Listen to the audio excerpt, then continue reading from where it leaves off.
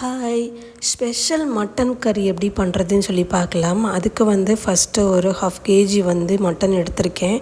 அதில் பார்த்தீங்க அப்படின்னா குக்கரில் வேக வைக்கிறதுக்கு கொஞ்சம் ஜீரகம், கருவேப்பிலை, இடித்த இஞ்சி, ஆயிலு, கொஞ்சம் உப்பு இதெல்லாம் சேர்த்து நல்லா அதை கிண்டி விட்டுட்டு அதை ஒரு குக்கர் போட்டு ஒரு 6 விசில் வரையும் வச்சுட்டேன்.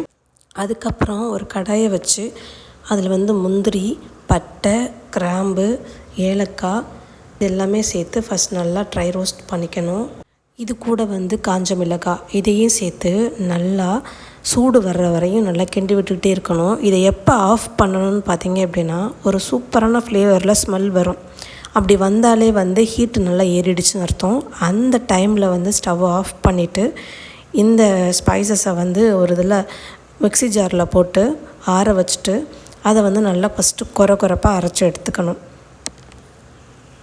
இது கூட ஒரு நறுக்கின தக்காளி, ஒரு தக்காளி போதும் 1/2 kgக்கு. அப்படி கொஞ்சம் புளிப்பாக வேணும் அப்படின்னா ஒரு 2 தக்காளி போட்டுக்கோங்க. அதையும் இது கூட சேர்த்து நல்லா விழுத அரைச்சிடணும். நல்லா பேஸ்ட்டு பதத்துக்கு அரைச்சி எடுத்துடணும். அதுக்கப்புறம் ஒரு கடாயை வச்சு அதில் கொஞ்சம் ஆயில் விட்டுட்டு ஆயில் நல்லா சூடானதும் பொடியாக நறுக்கின ஒரு வெங்காயம், அந்த வெங்காயத்தை இதில் போட்டு நல்லா ப்ரௌனாக வர்ற வரைக்கும் நல்லா வறுத்துடணும். நம்ம இது எதுக்காக செய்கிறோன்னு பார்த்தீங்கன்னா லாஸ்ட்டில் மசாலா ஆட் பண்ணதுக்கப்புறம் அந்த வெங்காயத்தாள் இருக்கு இல்லையா, அதை சேர்த்தோம் அப்படின்னா ஃப்ளேவர் நல்லா சூப்பராக இருக்கும், டேஸ்ட்டும் வித்தியாசமாக இருக்கும். அதுக்காக அடுத்து அதை எடுத்ததுக்கப்புறம் திரும்ப அதே பேனில் கொஞ்சம் எண்ணெயை விட்டு அது எண்ணெய் காஞ்சதுக்கப்புறம் அன்னாசிப்பூ, கொஞ்சம் மிளகு, ஒரு பட்டை இது 3ஐயும் சேர்த்து ஃபஸ்ட்டு ஆயிலில் பொரிய விடணும். அது நல்லா கொஞ்சம் ஹீட் ஆனதுக்கப்புறம் வேக வச்சுருந்தோம் இல்லையா கறி, அதை மட்டும் எடுத்து இந்த ஸ்பைசஸ் கூட நம்ம ஆட் பண்ணணும். கறியை சேர்த்து நம்ம கிண்டும் பொழுது நல்லா எண்ணெயில் படுற மாதிரி நல்லா சுருள நம்ம கிண்டிக்கிட்டே இருக்கணும். அப்போ தான் கறியில் உள்ள தண்ணி வெளியில் வரும், எண்ணெயும் வெளியில் வரும். அப்படி கிண்டிகிட்டு இருக்க சமயத்துலேயே நம்ம இஞ்சி பூண்டு பேஸ்ட்டையும் சேர்த்து நல்லா மிக்ஸ் பண்ணி விட்டுறணும். பட் நான் அதை வீடியோ எடுக்க மறந்துட்டேன். ஸோ நீங்கள் இந்த ஸ்டேஜ்லேயே நீங்கள் இஞ்சி பூண்டு விழுதை போட்டுருங்க.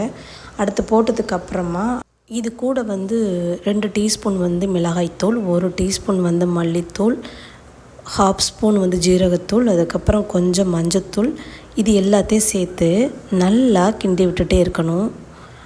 அந்த தூள் எல்லாமே பச்சை வாசனை போய் அதுக்கான அந்த எண்ணெயிலேயே வதங்கணும். அந்தளவுக்கு நல்லா நம்ம கிண்டி விட்டுக்கிட்டே இருக்கணும்.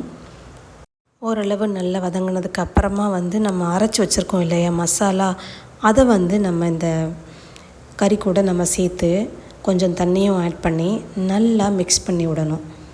நல்லா மிக்ஸ் பண்ணி விட்டு லைட்டாக கொதி வர வரையும் நல்லா நம்ம மூடி போடாமலேயே நம்ம கிண்டி விட்டுட்டுருக்கணும். விட்டு இது கூட நம்ம அந்த வெங்காயத்தை ஃபஸ்ட்லேயே நம்ம ரோஸ்ட் பண்ணி வச்சுருந்தோம் இல்லையா, அதை இது கூட ஆட் பண்ணி நல்லா மிக்ஸ் பண்ணி விட்டுறணும்.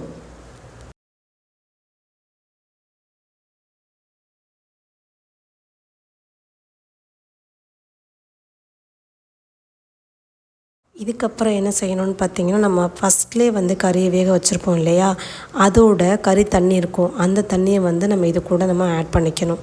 டேஸ்ட்டு வேறு லெவலாக இருக்கும். நம்ம தண்ணி விடாமல் நம்ம அந்த கறி தண்ணியை ஆட் பண்ணும்போது. இல்லை நீங்கள் குக்கரில் வைக்க போகிறீங்க அப்படின்னா நீங்கள் இந்த டைமில் நீங்கள் தண்ணியை ஆட் பண்ணிக்கலாம்.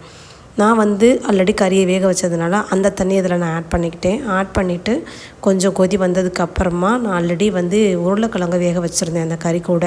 ஏன்னா சின்ன பசங்க இருந்தாங்கன்னா சாப்பிடுவாங்கன்னு சொல்லிவிட்டு அதையும் போட்டு நான் என்ன பண்ணிட்டேன்னா கொஞ்சம் ஒரு 10 நிமிஷத்துக்கு லோ ஃப்ளேமில் வச்சுட்டு நல்லா கொதிக்க விட்டேன்.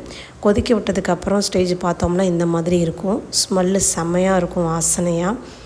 அப்புறமா ஒரு 5 நிமிஷம் வரையும் கொஞ்சம் அப்படியே மூடி போடாமலேயே கொதிக்க விட்டுட்டு ஃபைனலாக நம்ம இறக்க போகிறதுக்கு முன்னாடி சோம்புத்தூள் 1 டீஸ்பூன் நம்ம போட்டோம் அப்படின்னா அதோட டேஸ்ட் அல்டிமேட்டாக இருக்கும். நீங்கள் ட்ரை பண்ணி பாருங்கள்.